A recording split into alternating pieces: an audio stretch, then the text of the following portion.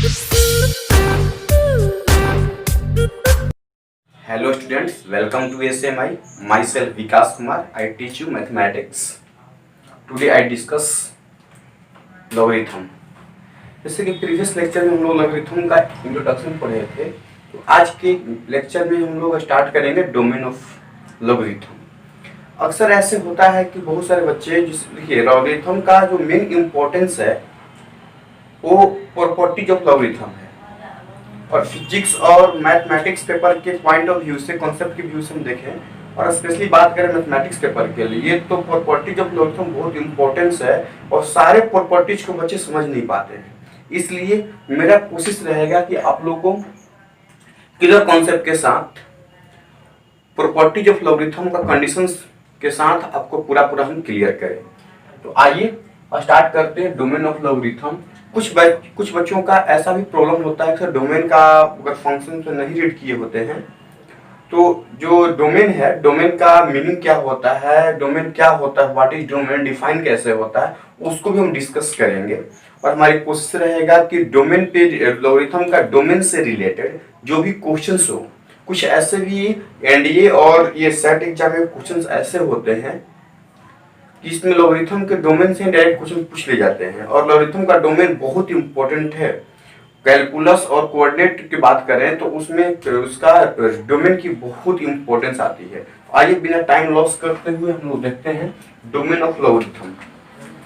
अगर हम बात करते हैं लॉगरिथम फंक्शन का, function f(x) = log a base b, तो बच्चों जब log a बेस b, इसको हम रीड करने के लिए फर्स्ट लेक्चर में बता दिए थे, इसको रीड करते हैं log a बेस b, और कुछ हम आर्गुमेंट मीन्स जो आर्गुमेंट क्या होता है, बेस क्या होता है, इसके बाद में लॉगरिथम जो नंबर है उस नंबर का इवेल्युएट कैसे करते हैं, उससे रिलेटेड कुछ क्वेश्चंस, 10 क्वेश्चंस हमने प्रीवियस लेक्चर में डिस्कस किया था। तो आज के लेक्चर में हम लोग उसके आगे लॉगरिथम का डोमेन पे हम डिस्कस करेंगे कि डोमेन कैसे फाइंड करते हैं, कुछ ऐसे एक्सप्रेशन लॉग के साथ अटैच हो जाएंगे, तो वो कहां से कहां तक डिफाइन होगा। देखिए इस फंक्शन का मतलब हम लॉगरिथम में ऐसे इसको रिप्रेजेंट करते हैं। इसका कंडीशंस है जो log a बेस b है वो a is always greater than 0। a is always greater than 0 का मीनिंग ये है कि जो यहाँ आर्गुमेंट होगा, वेयर a इज आर्गुमेंट, जो आर्गुमेंट होगा बच्चों वो पॉजिटिव होना चाहिए, यानी 0 से बड़ा होना चाहिए। नहीं, ग्रेटर देन 0 है, इक्वल टू 0 नहीं है। And b is always greater than 0 and b not equal to 1। Means जो उसका बेस होगा वो भी पॉजिटिव होना चाहिए, नेगेटिव नहीं होना चाहिए, और वो कभी पॉजिटिव में 1 नहीं हो सकता है, 0.1 हो सकता है, 1.1 हो सकता है, 0.9 हो सकता है, बट 1 नहीं होगा। तो इस केस में सबसे पहले हम डिस्कस करते हैं कि फंक्शन का डोमेन क्या होता है। जो बच्चे प्लस 2 में फंक्शन चैप्टर पढ़ लिए होंगे, जैसे जो 10th पास आउट बच्चे होंगे, वो लॉगरिथम का वीडियो देख रहे हैं, उनके लिए हम बात करेंगे। अगर फंक्शन में अगर आप डोमेन समझ गए होंगे सेट थ्योरी में, वो तो क्लियर होगा। जो बच्चे बायो वाले हैं, लॉगरिथम देख रहे हैं, क्योंकि लॉगरिथम का यूज एप्लीकेशन फिजिक्स में बहुत काफी स्तर पे होता है। केमिस्ट्री की बात करते हैं तो केमिस्ट्री में सिर्फ लॉगरिथम टेबल ही ज्यादा एप्लीकेशन होता है, उसको भी हम डिस्कस करेंगे बच्चों। बट अभी हम डोमेन समझा देते हैं आपको। देखिए डोमेन जो है कोई फंक्शन हो, जैसे हम रेशनल फंक्शन को स्टडी करते हैं, identity function, irrational function, modulus function. Modulus का एक बहुत बड़ा यूज है, बहुत इंपॉर्टेंट फंक्शन है। तो हम फंक्शन की बात नहीं करेंगे क्योंकि फंक्शन हम नहीं पढ़ा रहे हैं, हम लॉगरिथम पढ़ा रहे हैं। तो डोमेन ये होता है कि लॉगरिथम का जो आर्गुमेंट है, the point at which the point of x या the point of a, the values of a can define a logarithm function to get a defined result. मतलब जिस पॉइंट पर वो फंक्शन डिफाइंड रिजल्ट आपको output दे, deliver करे, तो वो पॉइंट आपका डोमेन कहलाएगा। जैसे अगर यहाँ पर निगेटिव, यहाँ पे क्या है, एक ग्रेटर देन 0, अगर यहाँ पर माइनस में आ जाए, जैसे हम बात करें log -2 बेस 3, तो ये डिफाइन ही नहीं करेगा क्योंकि इसका जो आर्गुमेंट है निगेटिव हो गया। तो निगेटिव की केस में कभी डिफाइन नहीं करेगा। मीन्स अगर मान लेते हैं, नहीं समझ रहे हैं कुछ बच्चे, देखिए 1/0 का वैल्यू क्या होता है, नॉट डिफाइन। तो नॉट डिफाइन कहने का मीनिंग ये है कि जब नॉट डिफाइन होगा मीन्स वो उसका फंक्शन का जो एक्सप्रेशन का जो सॉल्यूशन है वो डिफाइन नहीं करता है। तो यहाँ पे बच्चों जो है लॉगरिथम जिस पॉइंट को डिफाइन ना करे वो डोमेन नहीं होगा। डोमेन वही कहलाएगा the point at which the argument the point of argument of logarithm function can be defined or logarithm function यानी log डिफाइन करे, डिफाइंड रिजल्ट दे, डिफाइंड नंबर दे, उसको हम लोग बोलते हैं डोमेन। उसके लिए कंडीशंस है कि बेस भी पॉजिटिव होना चाहिए, आर्गुमेंट भी पॉजिटिव होना चाहिए और बेस 1 नहीं होना चाहिए। ये 1 हो सकता है, कोई इशू नहीं है। आर्गुमेंट जो है 1 हो सकता है, कोई इशू नहीं है, बट बेस 1 नहीं होना चाहिए। मीनिंग हम कह सकते हैं कि a ग्रेटर देन 0 है, मींस 0 से बाद a belongs to 0 to infinity. ठीक है, a belongs to 0 to infinity, यही मेरा डोमेन कहलाता है, यही मेरा डोमेन होगा। अगर डिफाइन की बात करेंगे तो a ग्रेटर देन 0, ठीक है, a b भी ग्रेटर देन 0 टू इन्फिनिटी, क्योंकि पॉजिटिव होना चाहिए, -1 का छोड़ करके, बेस 1 नहीं होना चाहिए। क्लियर? एक छोटा सा एग्जांपल हम देखते हैं। ठीक है, जैसे हम एग्जांपल लेते हैं log y स्क्वायर प्लस 1, इससे मेरा आर्गुमेंट है log y स्क्वायर प्लस 1 और यहाँ पर है y। ठीक है बच्चों, अब इसका हम क्या करते हैं, देखिए डोमेन फाइंड करते हैं। इसका डोमेन कहाँ से कहाँ तक डिफाइन करेगा, सुनिए इसका डोमेन होगा क्या। मेरा देखिए रिजल्ट यहाँ पे फिर इरेज कर दिए, थोड़ा सा लिख देते हैं कि a greater than 0, b greater than 0, b not equal to 1। तो बच्चों हम क्या देखे हैं कि a ग्रेटर देन 0, आर्गुमेंट जो है हमारा 0 से बड़ा होना चाहिए, तो y square plus 1 greater than 0।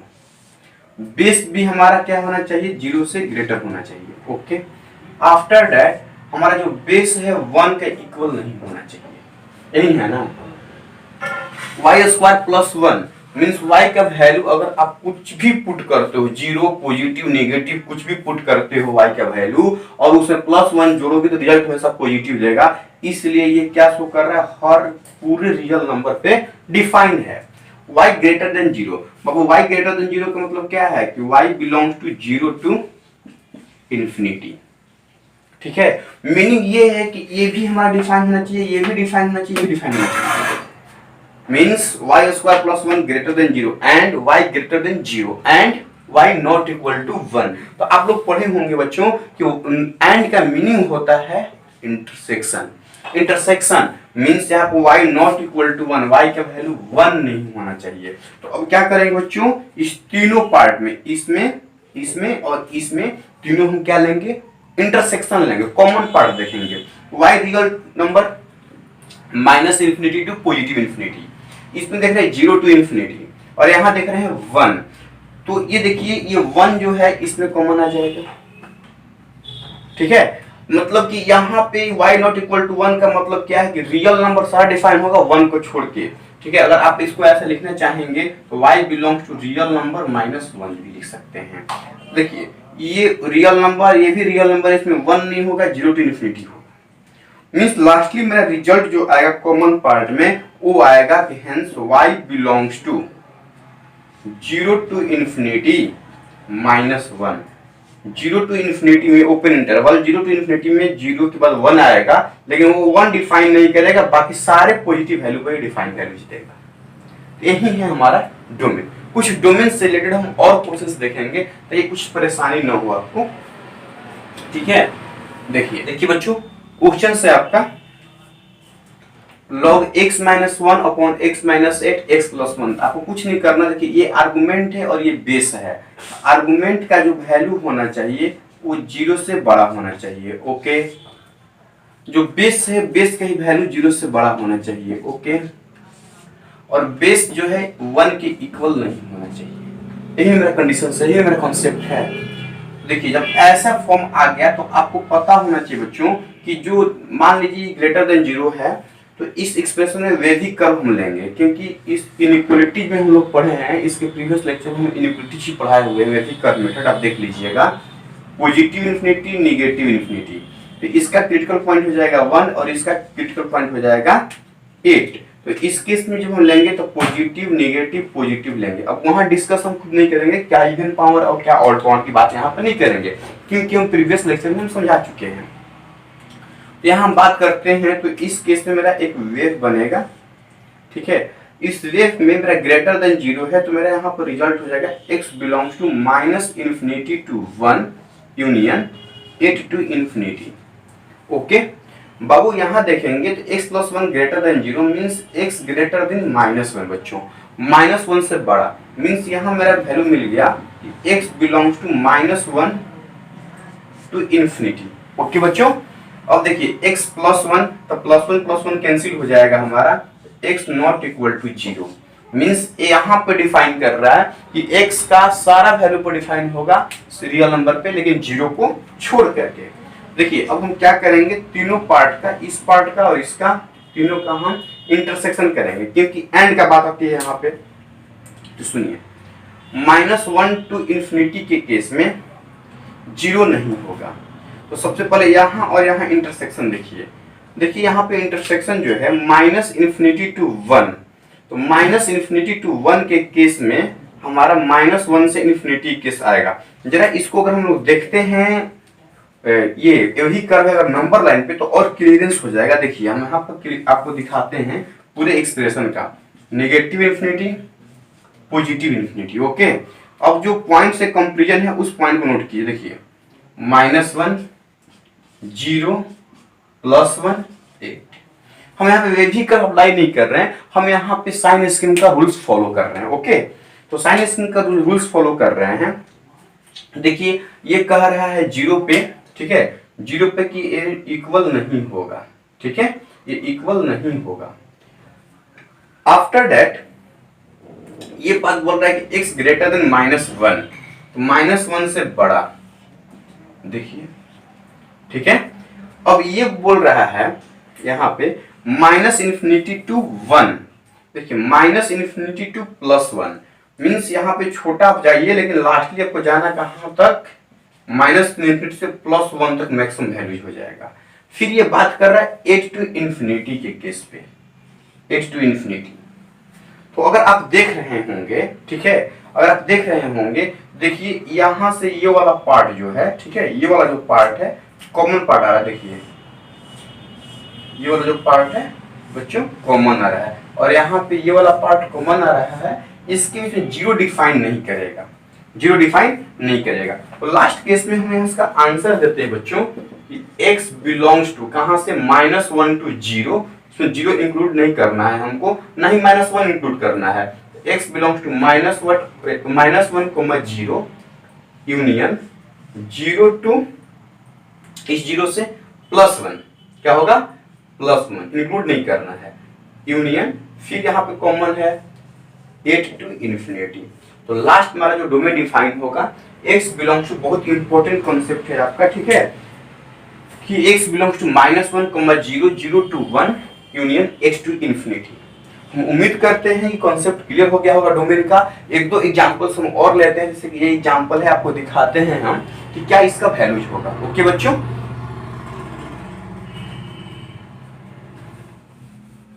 तो आइए इस क्वेश्चंस को देखते हैं बच्चों।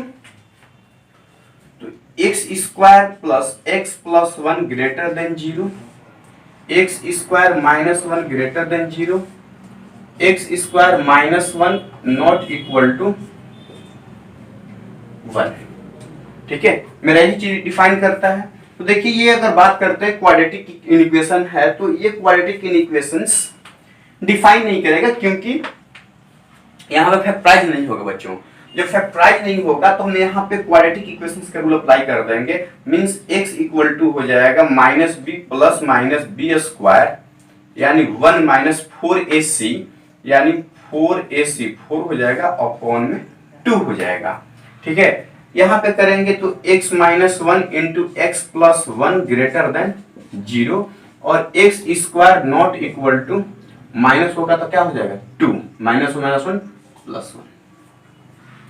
ये आप देख रहे हैं कि x equal to -1 plus -√3 upon में 2 जो डिफाइन नहीं करेगा, ये आयोटा फॉर्म में चला जाएगा। अगर हम इसका बात करते हैं, देखिए वे भी करके दिखा देते हैं, बहुत लोग मतलब ओरली आप बता भी सकते हो। -1 +1 पॉजिटिव नेगेटिव पॉजिटिव की बात करते हैं, तो यहाँ मेरा बिलोंग कर जाएगा x belongs to -∞ to -1 union 1 to infinity. और हम यहाँ बात करते हैं बच्चों, स्क्वायर को ले जाएंगे तो x not equal two plus minus √2।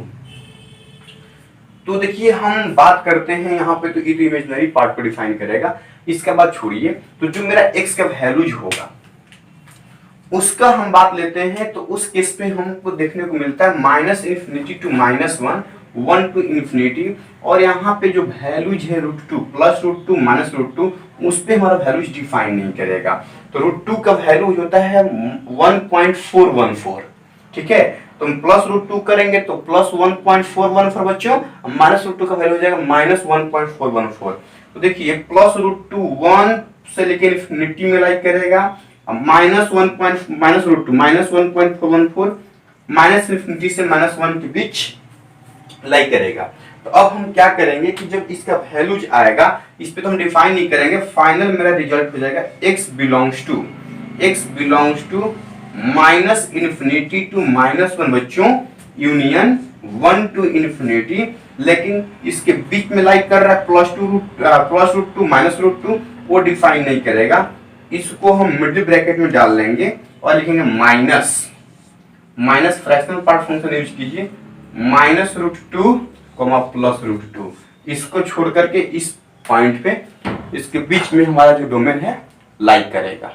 Okay, सिर्फ आपको जो ध्यान देना है इस पे कि बेस 1 के इक्वल नहीं होगा, बेस पॉजिटिव होगा और आर्गुमेंट पॉजिटिव होगा, फिर उसको इक्वेशंस और इनइक्वेशंस के फॉर्म पे सॉल्व कर देना है बच्चों। नेक्स्ट एक और क्वेश्चन देखते हैं।